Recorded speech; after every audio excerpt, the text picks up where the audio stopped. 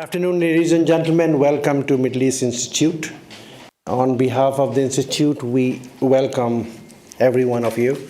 This is going to be a very interactive session today. And of course, time sensitive. We are time sensitive. It'll be capsuled. I think we should be able to finish in 90 minutes. I hope so. But we need everybody's input after our distinguished panel, guest, they speak. So just to begin formally, I'm going to invite Mr. Farooq Siddiqui, who is the President of Kashmir Global Council. Please have your welcoming remarks, sir. Thank you. Ladies and gentlemen, I welcome you to Kashmir Global Council, third conference in the United States. We earlier had two conferences in New York, and this is for the first time that we are coming to the capital of the democracy of the world. And I thank the organizers, Mr. Shahab Karni and Mujeeb Kazi, who have been our partners in this gathering here. And this Kashmir Global Council is an advocacy group of Kashmiris. It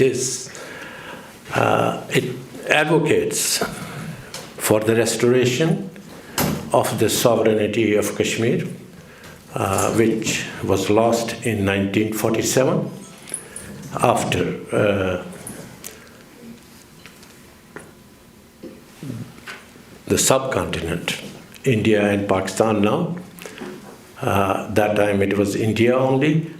And that two dominions came into existence who were colonized by the Britishers. And one of the states, which was Jammu and Kashmir, was at that time, in 1947, an independent country which had its allegiance with the paramountcy of the British, His Majesty at that time. Similarly, that we have now Australia and New Zealand and Commonwealth countries whose paramountcy is still the British Crown. But unfortunately, and the irony of the whole history is that two dominions became independent, got decolonized, while Kashmir became an occupied country. Later on, it was also divided into three territories, and in 1962, we had a Chinese aggression there, and part of the Kashmir was taken by the China.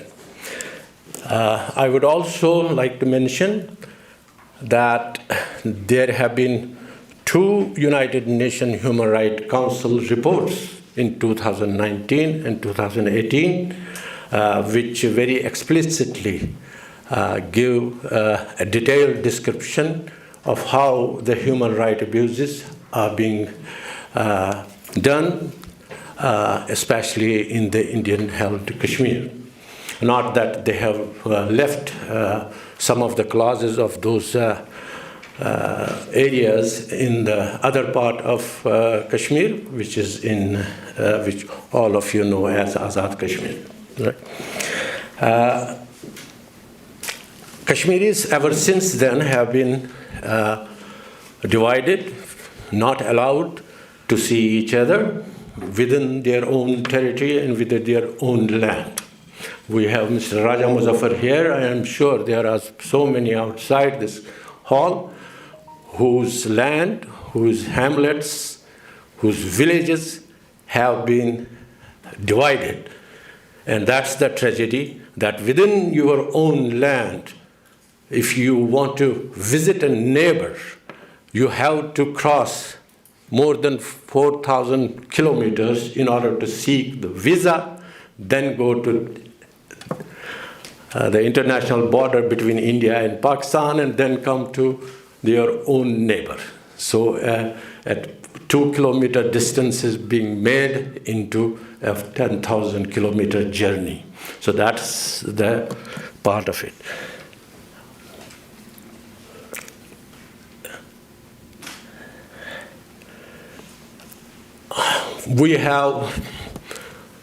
I was only last month, I attended one of the forums in the birthplace of democracy, that's Athens Democracy Forum. And in that forum, what was important, that there were very eminent speakers who came and they emphasized that the challenges that the democracies have right now is that the people's participation is lacking. And exactly that's what has happened in Kashmir to an extent that there is zero participation of the people of Kashmir in order for democracy to flourish. And I would like to recall one of the prime ministers of India who came to Washington about a decade back, and he addressed the joint session of the Congress here, and I would quote that what he said, and that's very interesting for all of you to understand, and how the evolving democracy of India has not come to the expectation of what democracy all is about. And I will quote Mr. Manmohan Singh that the democracy is not what is written in the Constitution, but democracy is how it will function on the ground. And as I said, there are so many human rights abuses going on. The Indian democracy is not functioning.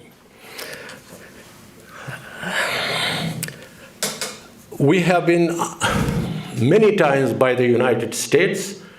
We have had earlier some meetings with the State Department of the United States, when in our discussions with them, they have always come up with this reason that India and Pakistan are saying that Kashmiris are being represented by the elected governments of the respective countries. But my question is that Kashmiris cannot be recommended by the people who control them and by the state that occupies them.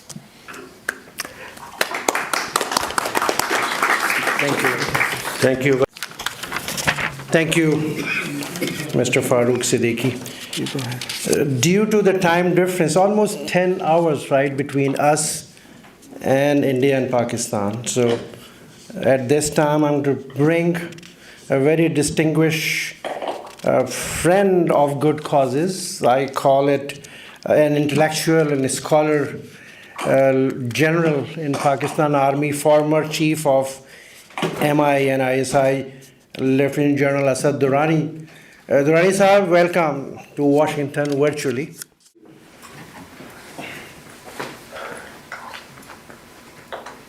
Thank you very much for asking me over.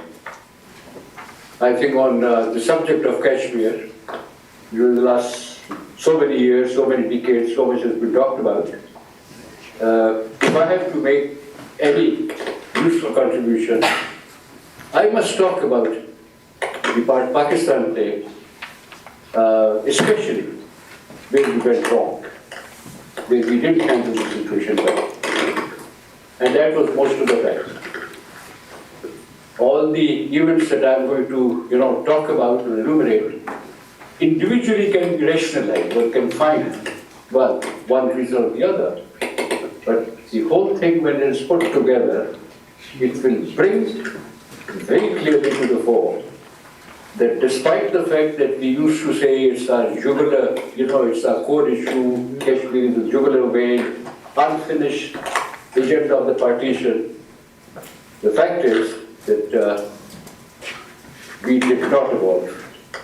We never actually framed a grand national strategy in which people were involved, and there was a steering mechanism to ensure that this objective that we have set for ourselves in the national purpose, the national aims, that we could follow, that we could adjust as for the requirement, but we still keep at it till the aim is achieved. I'm going to go through a couple of events and then try and give you also a reason that I think it happened like that. We can start with the ceasefire in 1948. In hindsight, it seems that it was probably the right thing to do, but I think from the military point of view, from the strategic point of view, it wasn't right. Once you build up a momentum, you keep at it, and not because of some amorphous promise or by the side that you give it up till you can, ensure that your position is so strong that you will achieve that. So it may have been accepted in good faith, but strategically, it wasn't the right thing to do. The next one is about the case that we presented in the United Nations. I think Sarzaprullah was brilliant, very well presented. But there was no follow-up. After that, we didn't renew it. We didn't pursue it relentlessly to achieve our aims. In 1962, I think it was a clear case of Ayub Khan getting cold feet. There was an opportunity for us to do something about Kashmir, but he decided that he was going to be, more into another camp, probably under pressure, or again probably misled, led up the garden path by America that if he didn't do anything, something would happen. I don't have to even talk about 65 infiltrators because everyone knows that it was badly planned. A crude offensive, well, just so happens that one was part of it. 5 or 6 kilometers were left before he could capture the crucial point of Kashmir. And then again, someone here in Islamabad, in GHQ, got cold feet on 5 or 6 kilometers just because the Indians had attacked across the international border. We stopped it, we withdrew our forces, but that was one very stupid thing to do. Post-71, yes, of course, the situation was bad. We had lost East Pakistan, we were in a bad position. But all those years, no effort was made to create certain assets in Kashmir, which is, whenever the need arose, one could do something about it. Uprising in 1990, we got a little surprised. Not prepared for such a thing that I could have understood, but since we had not prepared those assets over the last couple of decades, the fact is that we carried out certain things not because of a well worked out plan, but almost haphazardly, all these institutions left on their own, no national direction. I must talk about here, right now, that the movement was started by JKLF, and there were enough number of reservations there in the corridors of power. Should we let JKLF take the lead because of their pro-independence one? No one at that time, except for a few people, thought that one could use it at that time tactically. The other things will come a little later, but at least the resistance could be unified. About Kargil, let's set the matter. I don't think that one even thought through as to would it help the Kashmir cause or the Pakistani cause at all. Because only a few months before that, the two countries had gone nuclear. So at that time, everyone was worried about, the possible crosses of the threshold, not about Kashmir. I think the most pathetic response that we gave was after 370 was, revoked by the Indian government on the 5th of June, 5th of August 2019. Have you ever, could anyone ever think that we would simply respond by making another map and renaming a road. Not even humanitarian aid was mobilized for reasons that one can go and discuss, endlessly.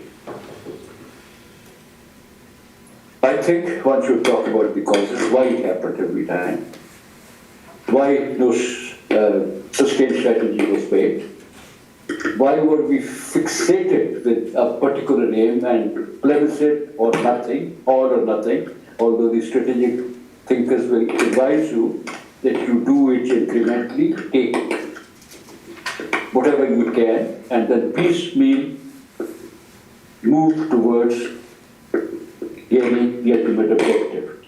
But whenever, this independence card or the third option was talked about, instead of thinking that how to now make use of it, because after all, a very large number of people in India held Kashmir were for independence. So getting them on board could have been, at least, I think, avoidable. Very, very bad, very foolish statements have been made here at the highest level. People keep reminding me about the youth Khan having said once, for the sake of 7 million people, Kashmiris, we are not going to sacrifice 70 million Pakistanis. And this is something that has never made sense to me, except for some people who think that who must think about it, in a mathematical sense. There are causes where even a few people involved would actually turn the tide in your favor. And in any case, in our history, and not only in our history, also some other countries, they have pursued their objective relentlessly, even if there are very few number of people that are involved. Pakistan first, of course, I think has always been a very foolish thing like America first. Don't even have to talk about that. But let me say that if the movement is still around, is still alive, essentially it is because of the struggle that the Kashmiris have. So the credit goes to them. And the second, because of some very foolish handling by the Indians, rigging the elections, the muscular policy that they followed, and no one less than Vishwan Sinha, their former foreign minister, has made a statement and said, India has lost Kashmir. Territory we can try and retain, but the hearts and minds of the Kashmiris.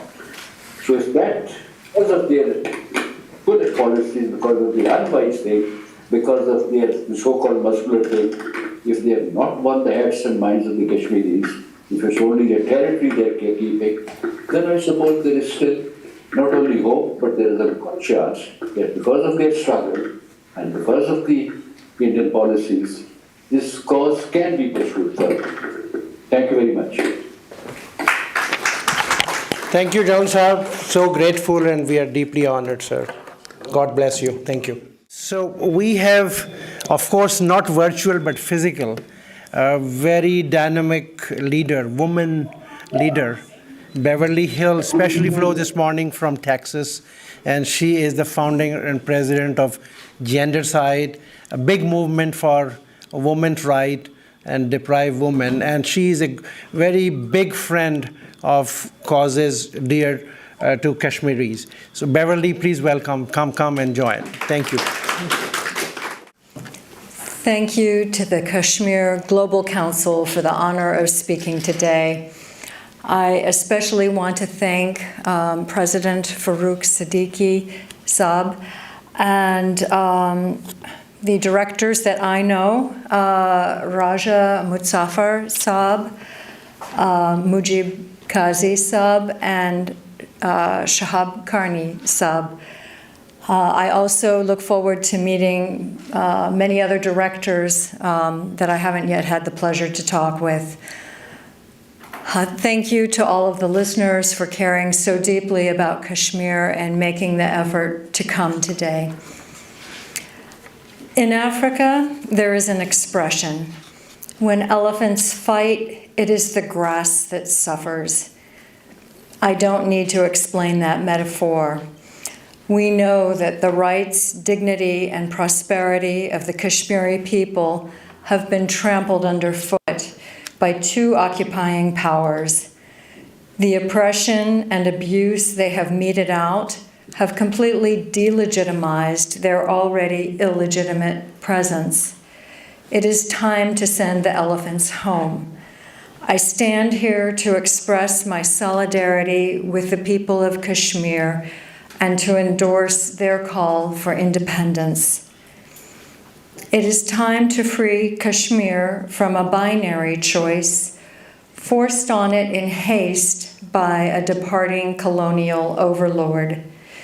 Nearly 75 years have passed since Great Britain left. The question is no longer whether Kashmir should accede to Pakistan or to India, but rather how can Kashmir release itself from all powers to become an independent country.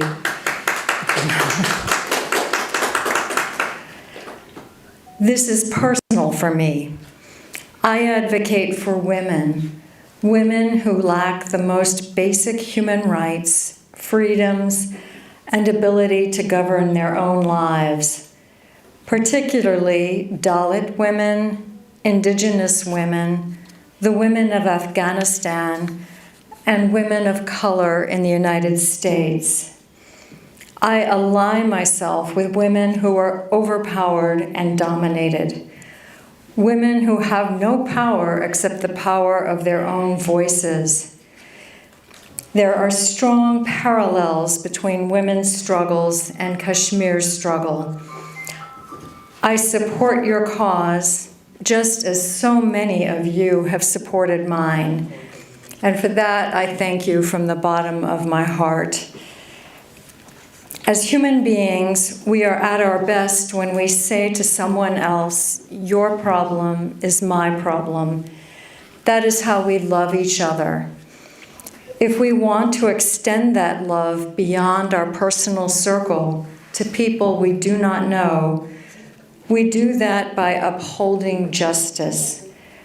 We insist that people we do not know be treated fairly and with dignity. That is what you do, that is what I try to do, and that is how our separate struggles become interlinked. When we lock arms, when we support each other in pursuit of justice, we are more likely to succeed. Now is the time to lock arms regarding Kashmir.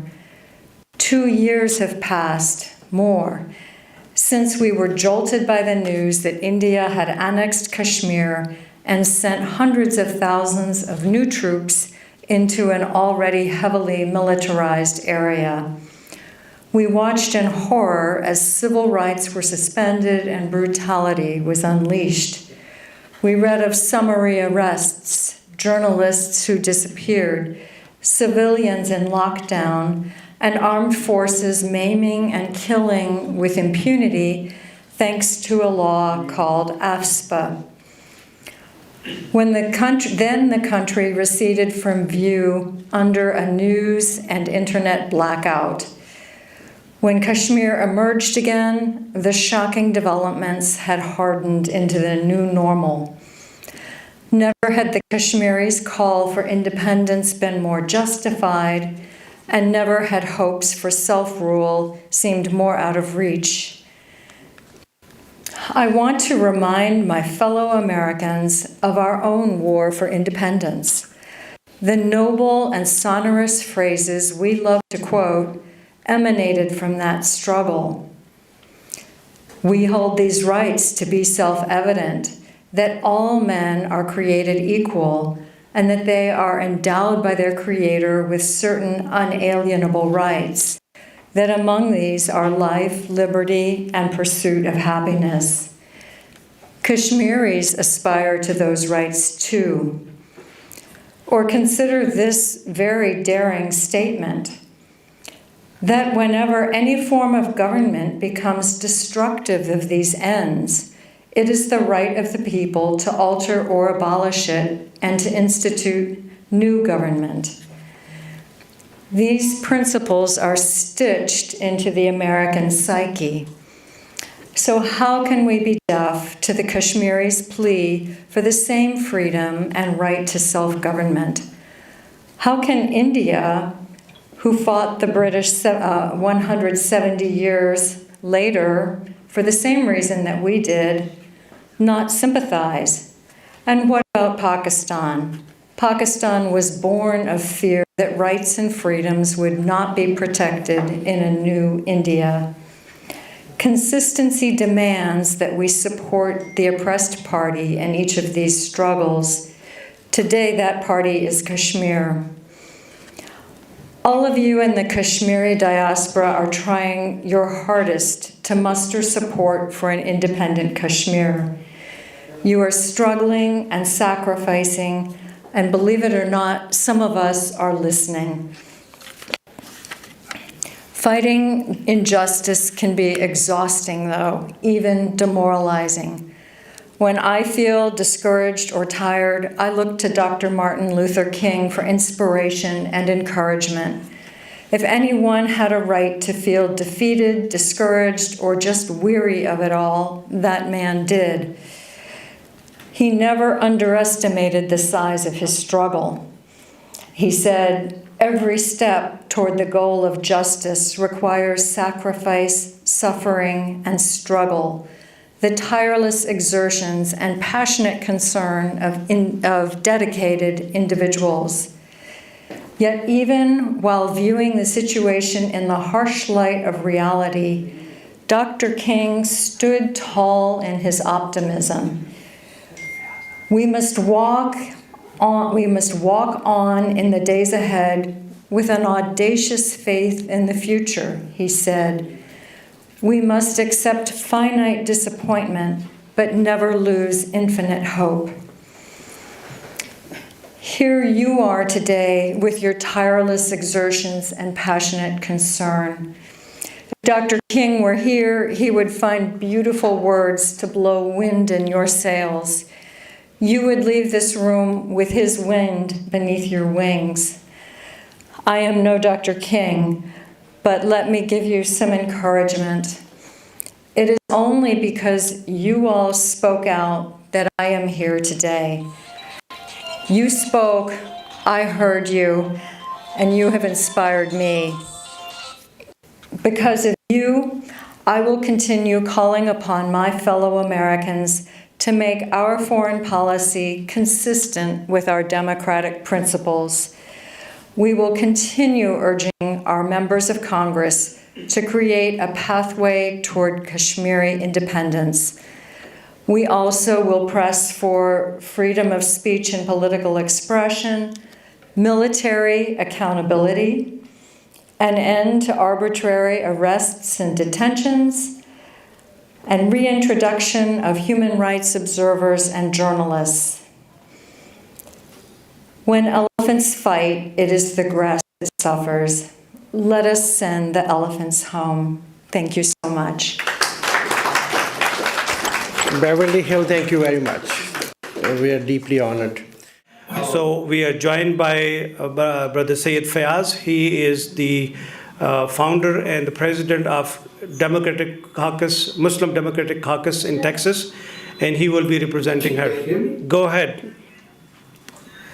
Go ahead, Shaji. I have given you an introduction. I had to mute you so you don't speak in the middle. Just kidding. Go ahead. Okay, thank you very much for asking me to come. I have a brief message from Representative Terry Mesa. She is the representative in Texas State House. And the message, I guess, is for all, which is Martin Luther King Jr., his statement, and that reinforces your conviction also that we shall overcome, because arc of the moral universe is long, but it bends towards justice. Kashmiris are looking for justice just like any other community, any other nation, any other people in this world. They want to breathe same air as free people breathe. They want to live their life and livelihood and pursuit of happiness, which is the moral foundation of our society. Kashmir is not one disputed territory, but it is a nation of people with long history, traditions, and culture. When I say that it's not just a disputed territory, that means that it's an injustice for Kashmiri people.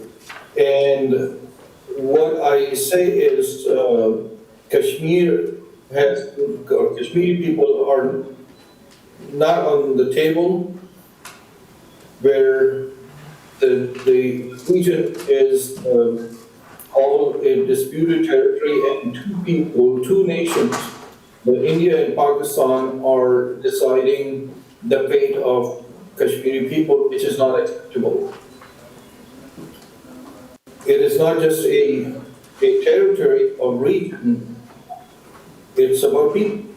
People of Kashmir are fighting for their own place in the international community. And the phrase, "nothing about us without us," is valid here. Say, nothing about us without us. And that is the main theme that JKLF is fighting for, which I fully support. It is about Kashmiri people, and they must decide where they take the nation to. That's my brief statement, and I wish your council good luck, and the journey that is started should finish at destination. Thank you, Syed Fayaz Hassan. We're so grateful to you. Please. Thank you very much. Now I'm going to invite Dr. Humaira Gohar. She flew this afternoon from Chicago, and big activist on Kashmir causes. Dr. Humaira, please come. Thank you. So I'm extremely humbled, first of all, that I was invited to speak here on this podium, where I see a lot of eminent people who have long experience in the area of political dispute and have seen much more than me. I happen to be just a man on the street, let's say, and the person who has experienced personally extraordinary loss that came along with that comes along with what people call as disputed territory. Every time people say a disputed territory, it literally kind of stabs me, because then I see someone's home being directed as a property that potentially belongs to someone that doesn't live in it, right? So you are taking problem of people away from them and giving it to those who are still trying to understand what world has given them. So India, Pakistan, being themselves decide to be two nations based on their internal decisions, perhaps right or wrong. We have no clue. We have nothing to do with that.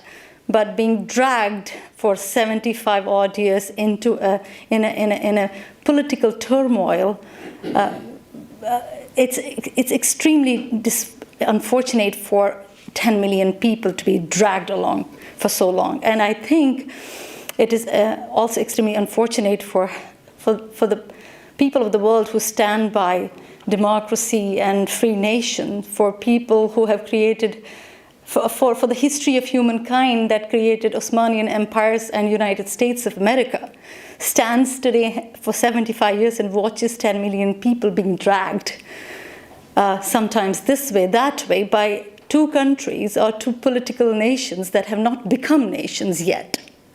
So while India, Pakistan tries to become two nations, we lose our sovereign nationality, which is something I cannot fathom. As a child, as a Kashmiri kid raised in the middle of turmoil, seen things go from bad to worst, my personal experiences, after having spent all these years studied in West, we all Kashmiris, like you see, our hearts still belong there. We haven't been able to move from east to west reason because every child who is born in Kashmir has a resemblance to my own children. It is very difficult for any of us to sit here and go by our own lives, not thinking about when will the political solution of Kashmir happen. And given that, in my mind, I don't see this to be something that is going to change something, it's going to in some way harm anything for the world population. It can only bring peace. I just cannot understand why this problem has stayed like that for so many years, and why is not world able to see this as one of the most emergent and oldest problems that needs to be solved. Given the borders with China and Pakistan and Afghanistan and India, these people happen to be sitting in the most vulnerable situation now, and I think before it gets worse, and we have a whole generation of people that have completely lost their identity in some way. They really do not even know who they are because they all the time keep being dragged around, right? Should we say, if we say Pakistan and then India, and why should they? The youngest generation understands that they are Kashmiris, and this is a new revival. In some way, it is amazing how Kashmiri kids, how their belonging to the nation has become much more stronger. I'm only warning this world, and I'm warning India and Pakistan. This is a new era. There's information across the world. People are not secluded anymore. You will have a new generation of Kashmiris who have a completely different outlook of their identity. They are not going to stoop. No forces can stop them. So before, you will have another whole generation of people doing something that is not necessarily the right thing to do. Or you will have to face some extremely smart people who will question your integrity of being the people on the podium.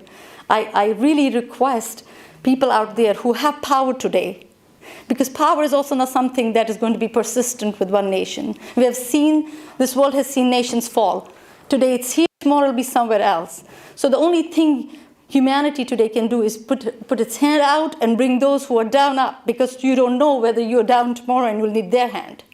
So for the sake of the persistence of humankind, we need to do this.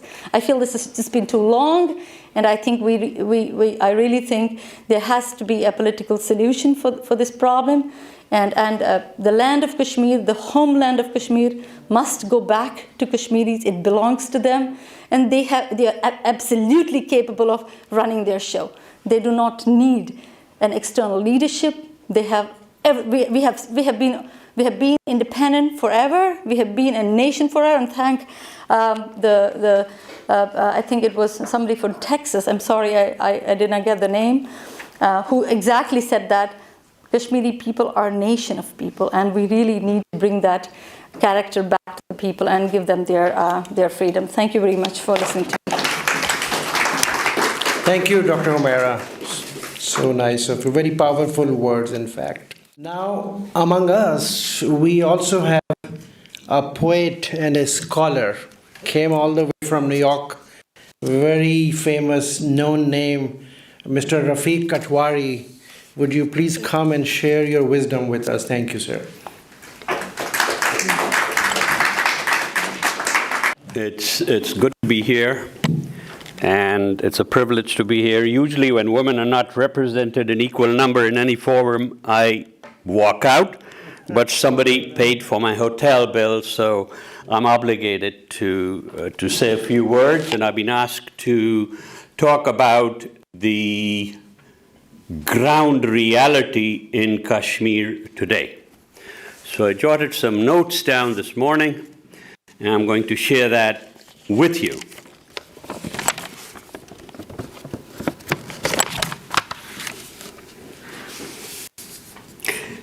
If you go to Kashmir today, this is what you will see. As your plane prepares to land at Srinagar, you will be asked to pull down your window shades. You will wonder apprehensively about how unsafe that can be, as all the airlines you have ever flown and all the cities where you have ever landed, you have been asked to pull up your window shades for safety reasons. Srinagar Airport is a military base. It is managed by the Indian Air Force, which does not want you to see whatever lethal installations they have put along the runway. Conversely, Indian Air Force is afraid of you. You will hire a cab. Your driver tells you his name is Mohammed Rizwan. He says it takes 10 years, or rather it took 10 years to complete a flyover, to complete a 6 kilometer, 3-mile flyover. But during those 10 years, traffic patterns worsened, and now the cars on the flyover sit as if they are in a parking lot. Rizwan tells you he applied for a teaching job in a handful of many new neighborhood schools privately financed by prospering families who pay their teachers rupees 5,000, about $68 per month. He tells you he can earn 3 times as much in a single day driving a cab. He tells you proudly that in the Quran, Rizwan is the gatekeeper of heaven. Rizwan says that he also applied for jobs, but his prospects are grim because since 2019, 8 out of vacancies are filled by non-Kashmiris from outside Kashmir who are always trusted functionaries of the Hindutva regime in Delhi. He tells you for the last 2 years, children haven't been to the handful of established schools that were ordered closed, first in 2019, when Delhi demoted Kashmir from a state to a union territory. And then during 2020, the schools remained closed because of the pandemic. Rizwan says that Hindutva is a pandemic. There is a dire drug problem in Srinagar, Rizwan says. The youth are injecting themselves with hard drugs. India is waging an opium war in Kashmir, he says, like the British did in China in the 1800s. You have to remember that Rizwan has 2 master's degrees, as I mentioned earlier. So he knows a little bit. Also, there is a critical domestic abuse situation in Kashmir, Rizwan says. Some of it is due to dowry issues, but mostly because of frustration created by massive military restrictions. He says doctors habitually prescribe long lists of pills which create side effects. The side effects create a pyramid which Rizwan says is medically termed tardive dyskinesia.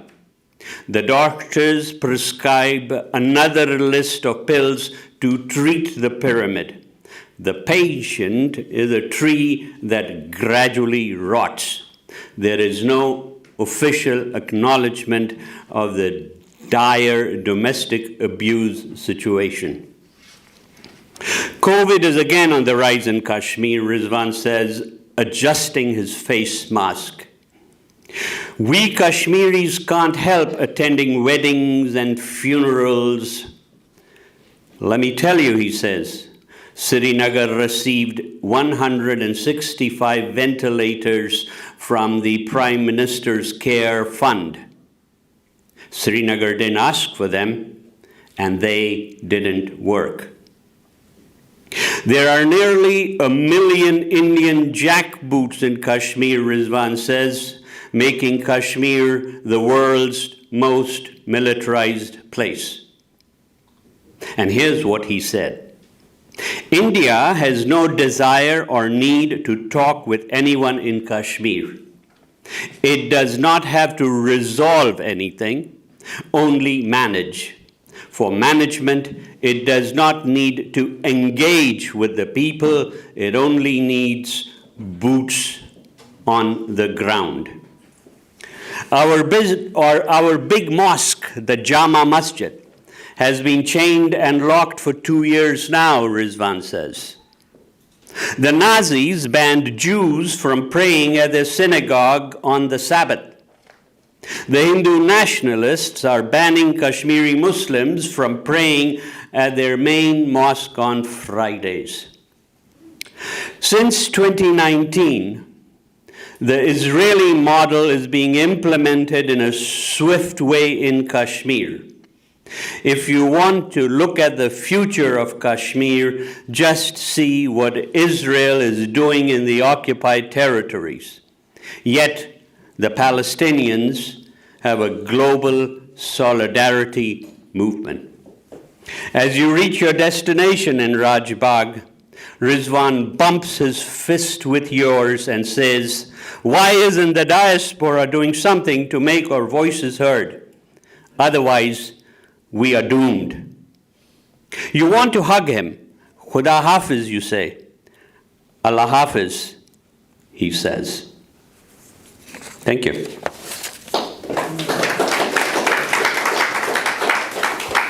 Thank you, sir. Very interesting. Very different and interesting. Briefly, talking about Professor Dr. Qatwari, talking about woman power and woman presence, we have a definitely strong woman presence here, and they're all distinguished ladies. One of them just joined us, Aisha Khan. Thank you very much. She is the Central Committee member of State of Maryland Democratic Party. Would you like to add some comments, Aisha, or would you like to speak? Sure, please come.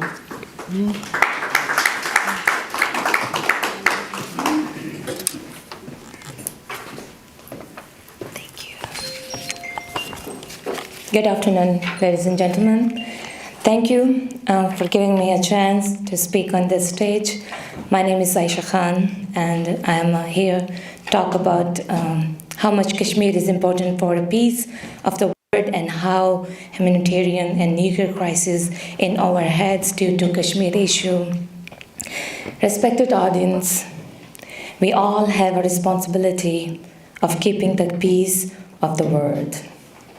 But due to humanitarian crisis in Kashmir, peace is hard to achieve. In Kashmir, in the last few decades, 100,000 people have been killed, women have been raped, children have been blinded by the cruel and inhumane use of pellet guns. You might be sitting here rightly thinking that's got nothing to do with my future.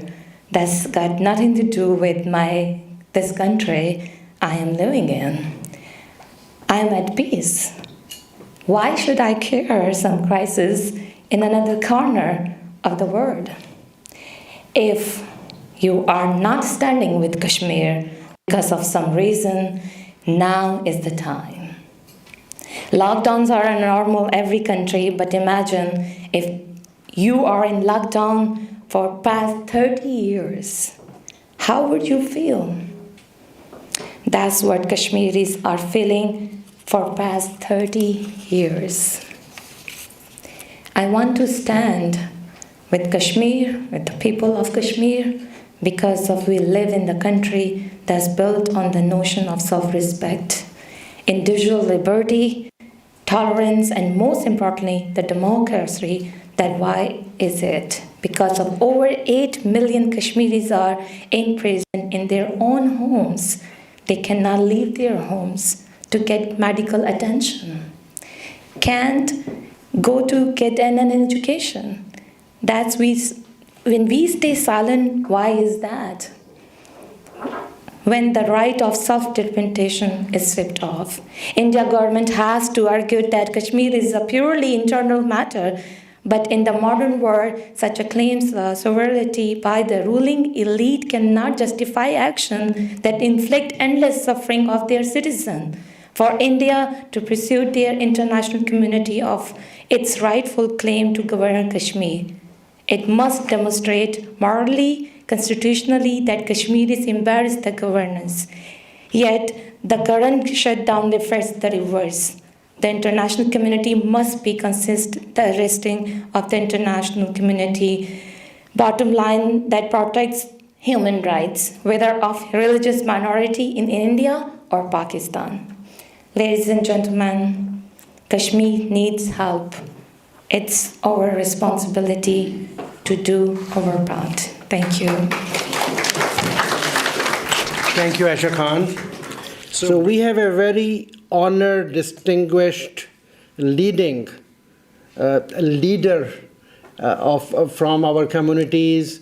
I will say that gentleman is a national icon of the name by now.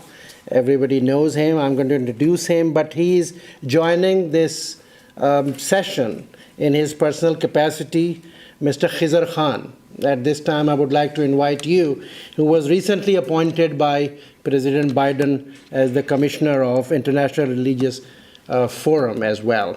Mr. Khizr Khan, thank you, sir.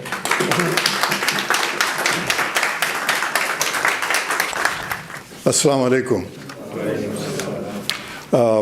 As my dear brother Kearney said, I'm joining you in my personal capacity, not as a little bit here to put in a good screen view. I want to have a good view of this handsome man. I'm joining you in my personal capacity, so not to burden my host with the reporting requirements of the commission recently appointed by President Biden to the U.S. Commission on International Religious Freedom. Coincidentally, before coming and joining, I was attending a Veterans Day ceremony today. And I'll share with you why I cite that ceremony. I was heartened to hear Professor Beverly Hill. My comments are a footnote to her comments about when she read a brief part of the Declaration of Independence. To me, that Declaration of Independence means equal dignity for all. It is with that in my heart that I stand before you. I stand in solidarity, President Siddiqui, with you, leaders among us, that we want equal dignity for Kashmiris. It has been long overdue.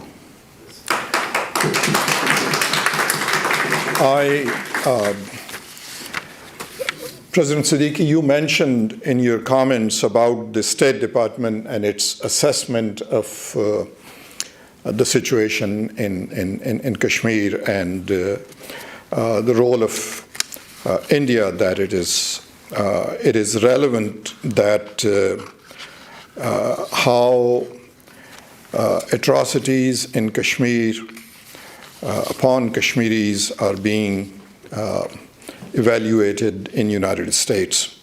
Let me share with you briefly, I know we are short of on time. The State Department in the United States recently published a scathing country report on India's, and it states, significant human rights issues, including unlawful and arbitrary killings, including extrajudicial killings perpetrated by police, torture, and cases of cruel, inhumane, or degrading treatment or punishment by some police and prison officials, arbitrary arrest and detention by government authorities, harsh and life-threatening prison conditions, political prisoners or detainees in certain states, including Kashmir, restrictions on freedom of expression and the press, including violence, threats of violence, or unjustified arrests, or persecutions against journalists, use of criminal libel laws to prosecute social media speech, censorship and site blocking, overly restrictive rules on non-governmental organizations, restrictions on political participation, widespread corruption at all levels in the government, lack of investigation and accountability for violence against women, tolerance of violations of religious freedom, crimes involving violence and discrimination targeting members of minority groups, including women, based on religious affiliation or social status, and forced and compulsory child labor, as well as bonded labor. These are the atrocities that are being committed and Kashmiris are subject to. In that backdrop, we state that the world community must stand for equal dignity for Kashmiris. It's long overdue. In my personal capacity, I stand before you. I stand in solidarity with the honorable leaders, with your statement, with your organization. Thank you very much. Thank you, sir. Again, all of us are greatly honored with your presence and time.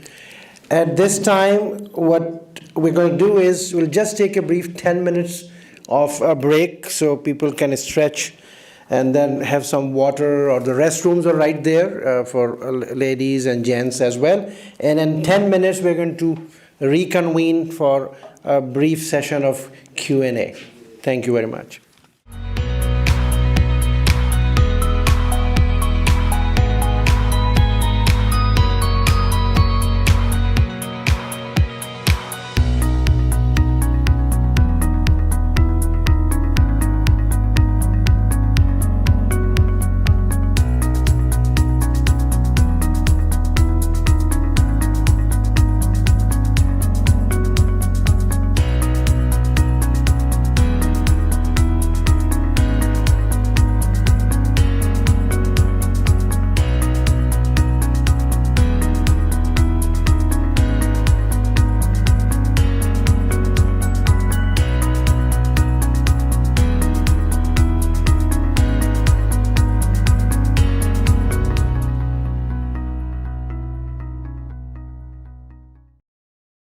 So starting from here, because you're the first one who expressed your desire to ask question. So please, Mujeeb sir. Go ahead, I'll hold it. Thank you so much, ladies and gentlemen. My name is Singit Sering. I come from Gilgit. We all, share the same situation right now. Parts of the Jammu and Kashmir state on this side of the line of control, parts on the other side. The biggest problem that Gilgit has today, which I would like to ask all of you to, if possible, comment on, is that the Chinese aggression in Gilgit-Baltistan is out of control. They have taken control of all of our lands. They are actively participating in local demographic changes. The entire telecom sector is in the hand of the Chinese right now. They are putting surveillance on local activists. Hundreds of activists have been declared terrorists for opposing Chinese occupation of the Gilgit-Baltistan. Let me give you one example. There's a law in Gilgit-Baltistan that if you come on the road on Karakoram Highway opposing Chinese projects, you would be declared terrorist. This is a written law there. Your name, please? My name is Singit Sering. Sorry? Can I finish this thing and then I can talk to you personally? So what are we going to do about that? I think I was listening to that lady from Chicago, I think Ms. Humera, Dr. Humera. She was talking about a new era that is evolving in Kashmir Valley, but unless we are truthful to ourselves, what we lack today is credibility, and the credibility of skipping about the human rights issues about one part. Again, as I said, no statement, questions. I just stand by the gentleman. He's only representative of Gilgit, so he should continue. Correct. No statement, no speeches, only questions. So my question to all of you is, are we going to talk about Chinese aggression in Gilgit-Baltistan? Can we have another event like this where we could focus on what China is doing? Very well taken, sir. I think this is really We're going important. to respond. Thank you. Mr. Siddiqui. Yes. Good question. Thank you. Thank you very much. Very valid question. And if we have reiterated that Gilgit and Baltistan is part of Kashmir, irrespective of what agreements have been done, what Pakistan is speaking about, the Karachi agreement or any other agreement. It's a dichotomy on the for both Pakistan as well as China. That China being a permanent representative and at the same time is floundering the United Nations resolution that is part of the Security Council.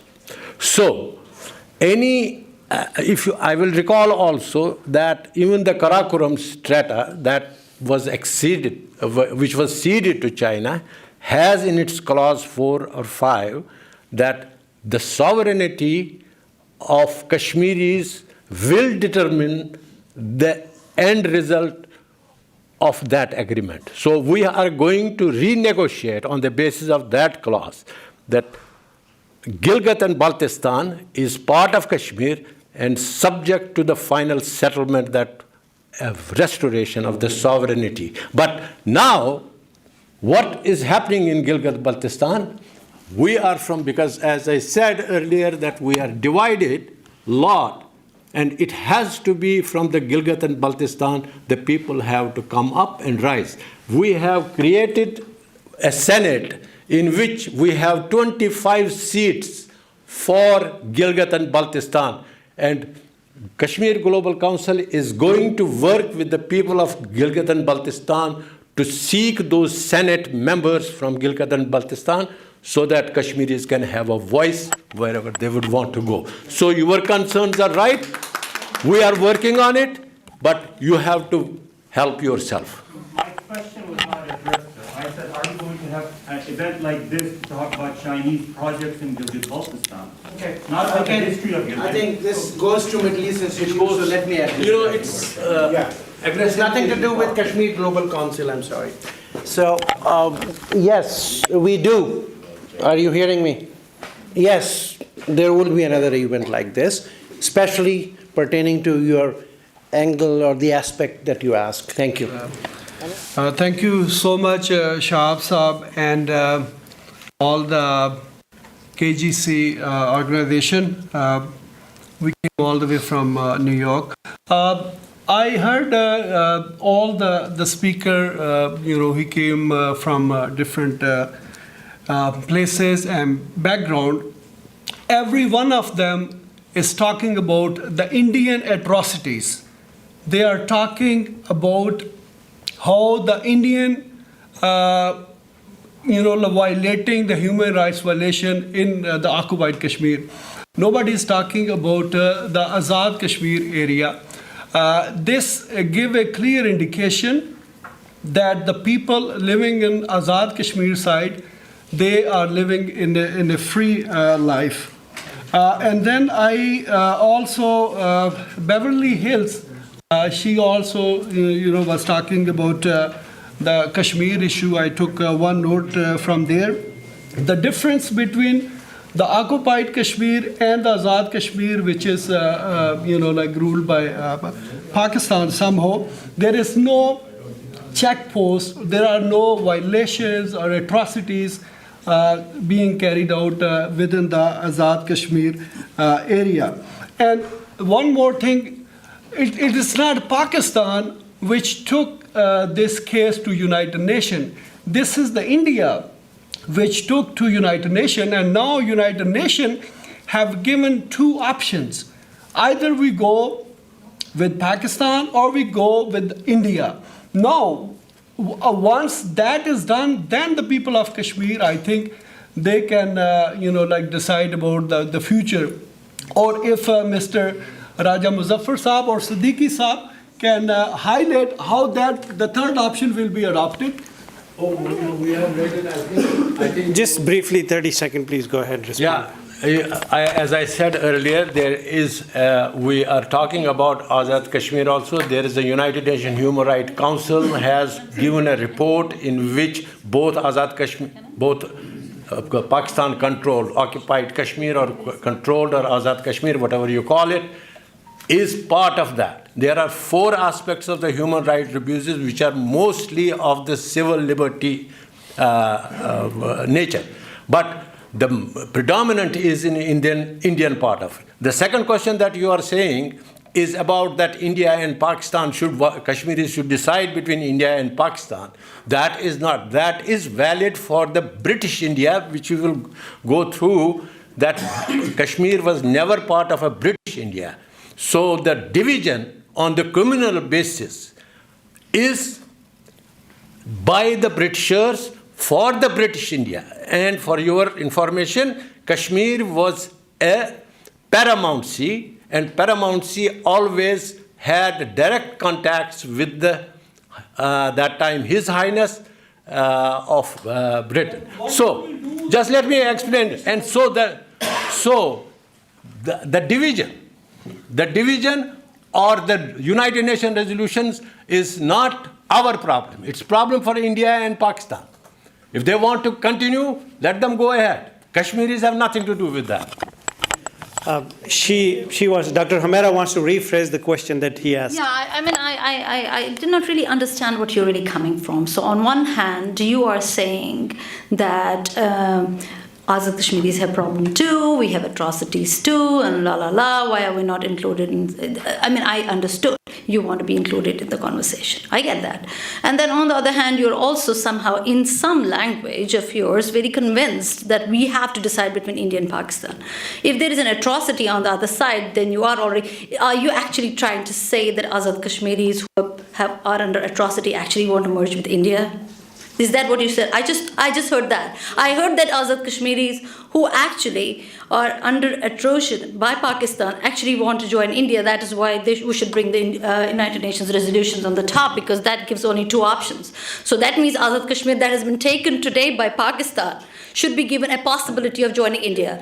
Is that your suggestion? No. But then why is there question of even atrocities? Now, why is there even question of atrocity?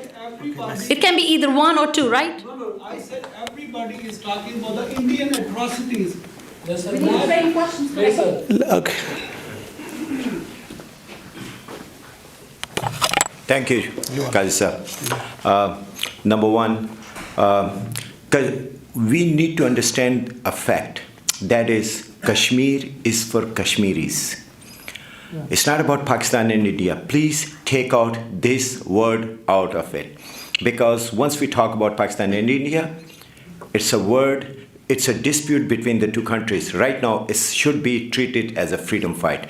But my question is, instead of arguing, why don't we try to have, a prominent international delegation, people like Dr. Khizr Khan and some other prominent people.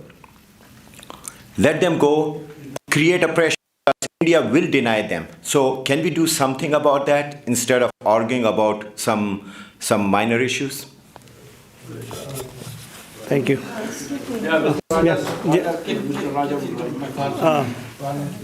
Go ahead. I think that's a wonderful conference you guys held. My question is that, just for my knowledge, that is there any women organization especially working for Kashmir causes in Washington DC or any part of America? KGC, does any board member have answer to her question? Are there any? I'm coming to. The question is, are there any women organization working towards the Kashmir cause?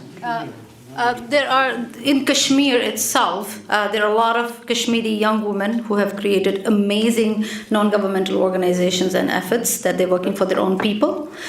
Today, there is not necessarily a need for people from outside like us who to work for. We have enough number of efforts that are being done on board in Kashmir by people of Kashmir to help themselves out. What one can do is, and all of those are globally available, you can get on internet and you can find a lot of Kashmiri young women creating different types of efforts, whether it is their living or whether it is development of skills and stuff like that. So yeah, there are, but there is no US American based women's organization.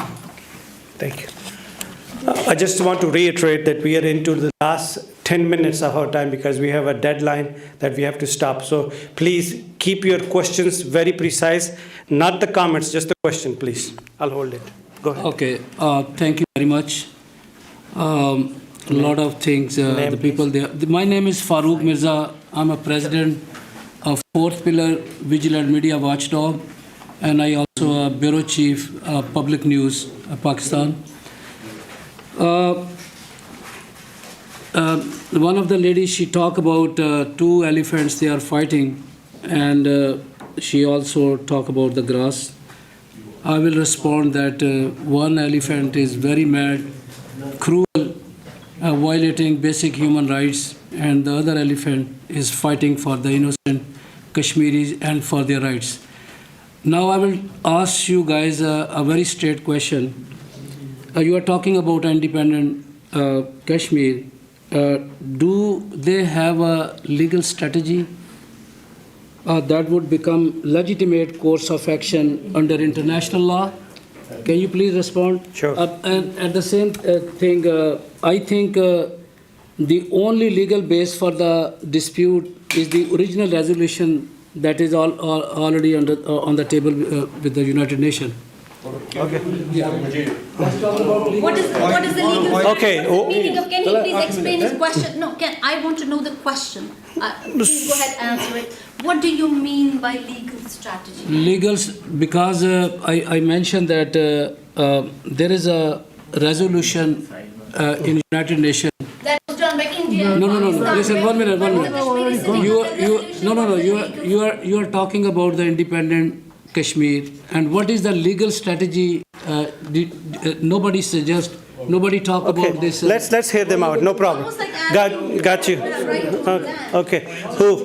Moin Saab would respond to the question that what is the legal strategy towards independent Kashmir? Well, first of all, I don't want to proclaim as if I'm a legal scholar, and I'm not also by any means a professional student of law. So I will not try to attempt to give you a legal strategy, right? That's number one. However, what I'll say is that the norm of the world since the World War I and World War II has been a process of decolonization. And that is why since 1947, when India and Pakistan became two independent countries, we have had almost 97 more independent countries, give or take.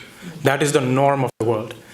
In fact, if you look at the past 2 decades and look at the history of the world, in Europe, in Asia, and Africa, you will see that political issues have usually been settled by decolonizing a land or giving it independence, whether it's East Timor, whether it's Kosovo, whether it's Bosnia, or whether it's South Sudan.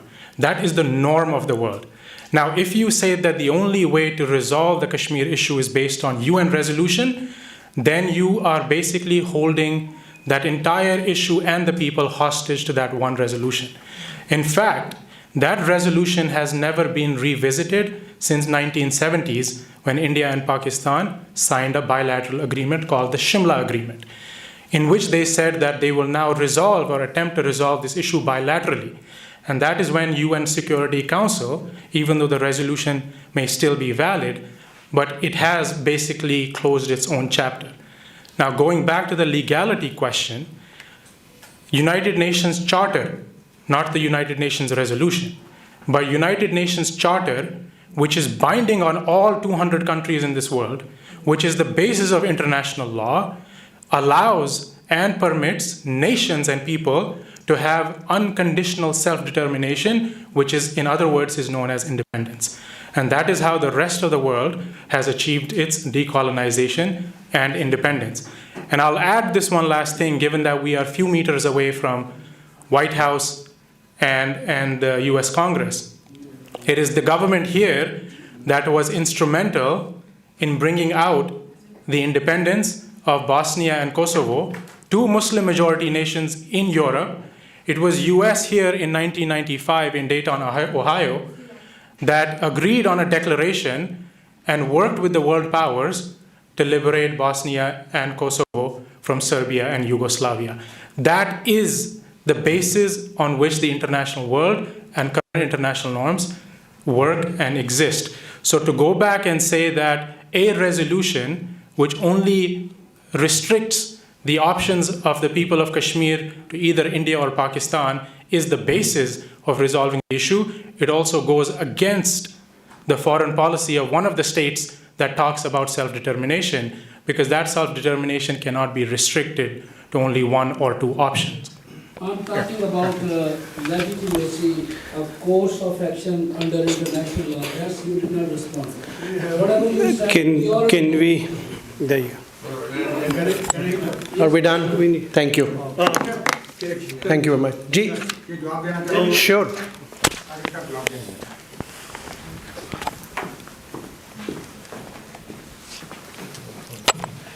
Look, my friend, I will be very honest, blunt, and clear.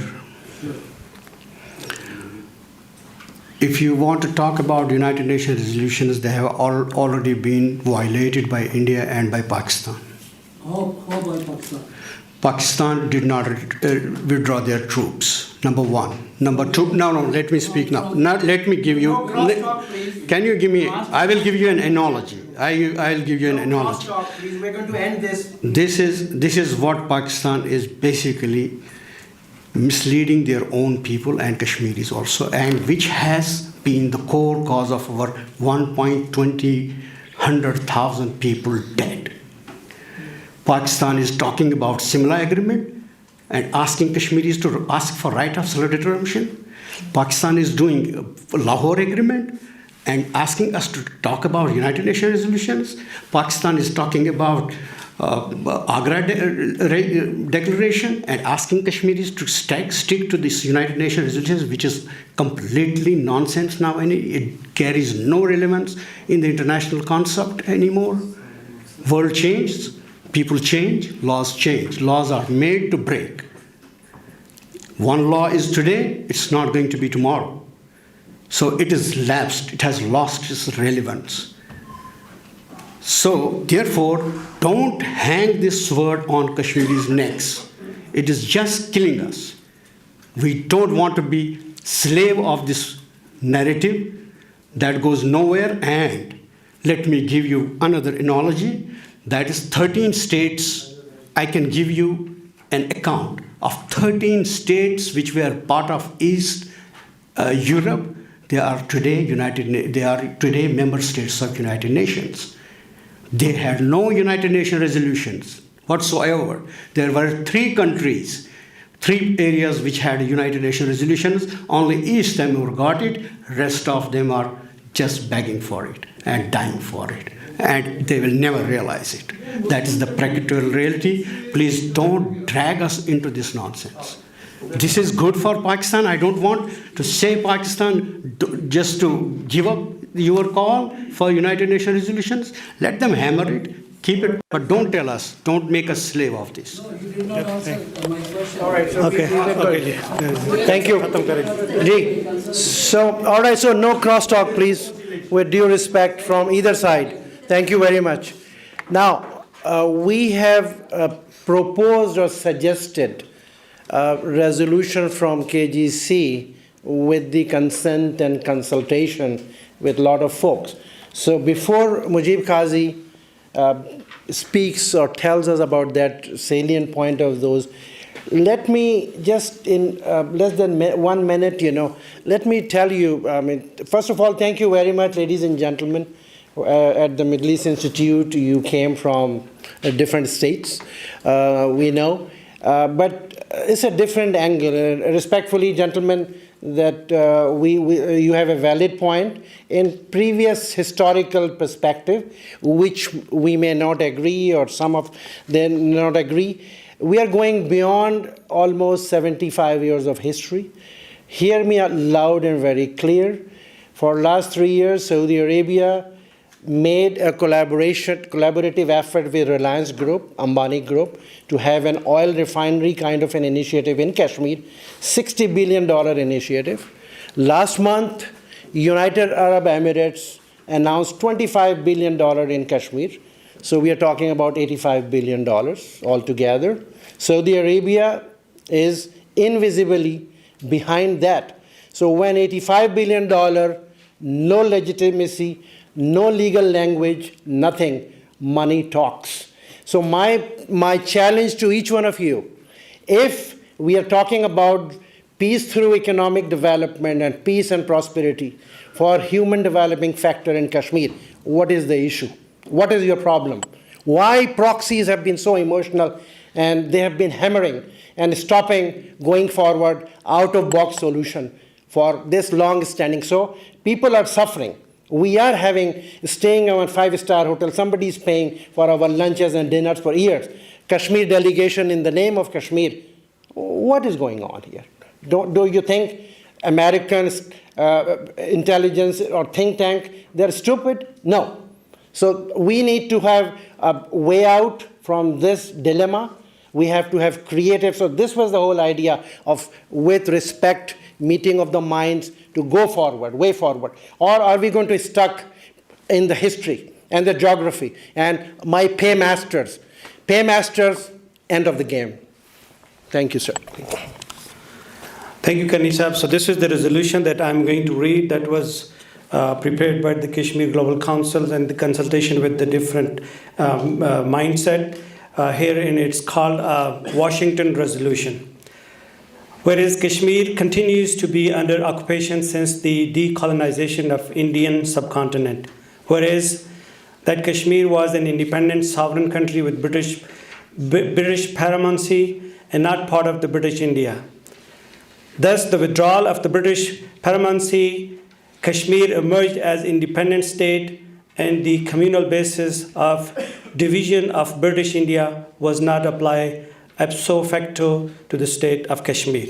Whereas there are around 1 million military forces of India, about 180,000 of Pakistan, an estimated 40,000 PLA of China situated inside the territory of Jammu and Kashmir. Whereas grave human rights abuses have been reported by 2 consecutive UN reports of 2018 and 2019, which include raping of women, extrajudicial killing, draconian laws like Armed Forces Special Powers Act, arbitrary arrest under Public Safety Act with absence of recourse of law, curbs on civil liberty and discriminatory law. Whereas the people of Kashmir have been forcibly restricted to move within their land and divided for over 7 decades based on a line demarcated by India and Pakistan that cuts through districts and the villages and the hamlets.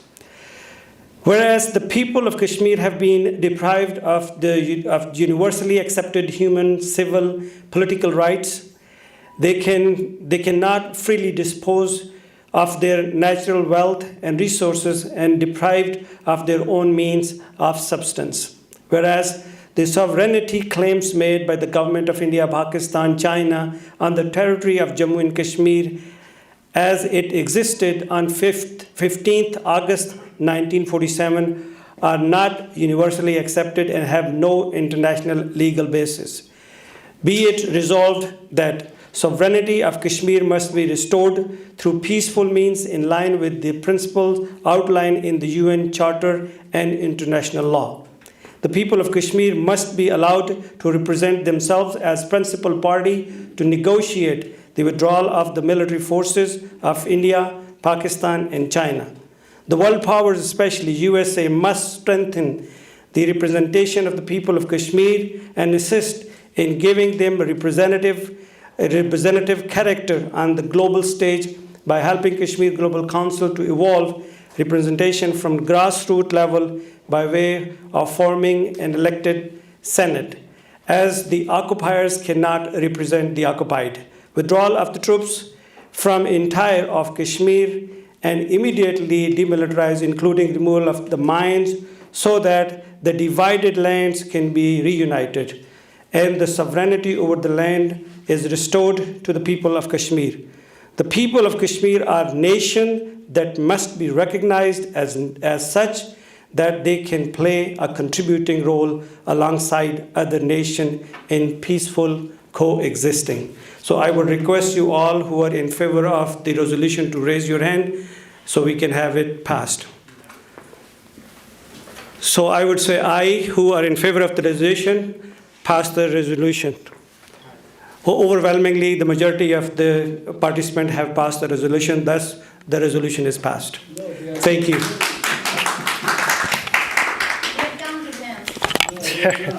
All right, so we have a lunch, or I'll say early dinner or late lunch. Please write down the address, and everybody is welcome as our honored guest.